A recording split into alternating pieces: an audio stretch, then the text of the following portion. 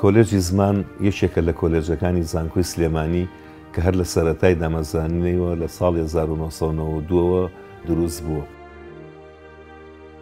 دیدی کۆلێجەکە بریتیە لە پێگەیاندنی کەسانی پسپۆڕ و شارەزا لە بوارەکانی زمانەوانی ئەدەبیاتناسی لەگەڵ وەرگێڕاندا.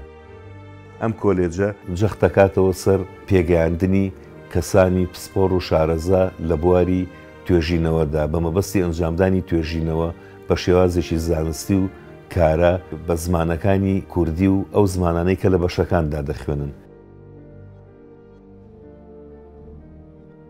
کۆلێجی زمان لە 5 بەشی زانستی پێگاتووە. بەشی کوردی ساڵی 1992 دامەزراوە. خوێندن لەم بەشەدا بە زمانی کوردیە. دەرچوانی بەشەکە پسپۆڕی لە زمان و ئەدەبی کوردیدا وەردەگرن.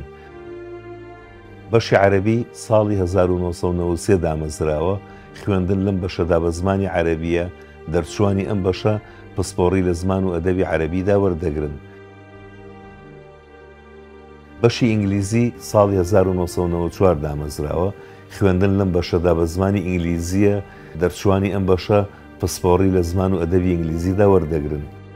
بەشی وەرگێڕان ساڵی 2014 دامەزراوە. خوێندن لەم بەشەدا بە زمانی ئینگلیزی و کوردیە. دەرچوانی ئەم بەشە پسپۆڕ دەبن لە وەرگێڕانی نووسین و زارەکیدا. بەشی فارسی ساڵی 2016 دامەزراوە. خوێندن لەم بەشەدا بە زمانی فارسیە. دەرچوانی ئەم بەشە پسپۆڕ دەبن لە زمان و ئەدەبی فارسیدا.